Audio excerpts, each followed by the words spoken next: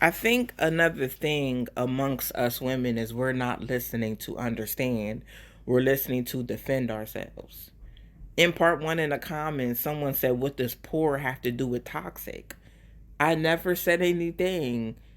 I never said poor had anything to do with toxic. What I said was the toxic mindset of women. And they teach that toxic mindset to their daughters. I'm a mom. I didn't teach my kids to live in poverty. I'm not going to do that. But if you had real knowledge, you would know that the only reason we're in poverty is because how we've done the black man. We chose government assistance over the black man. Let's be real. Baby, I'm here to have a real conversation. Don't play with me in my comments. I said what I said.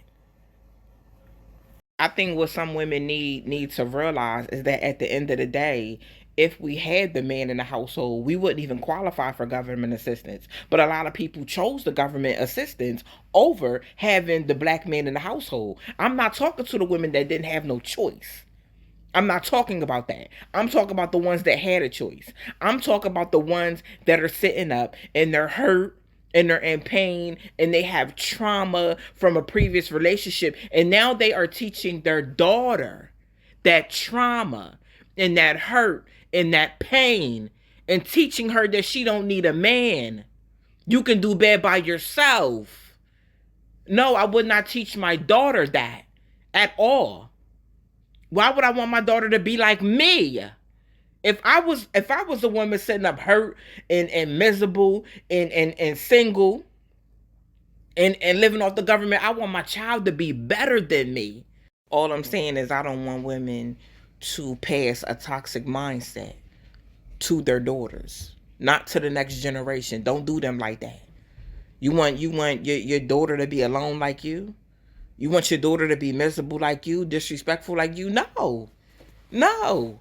Some of y'all sitting up teaching y'all daughters that men ain't nothing. All men are dogs, and that's a lie.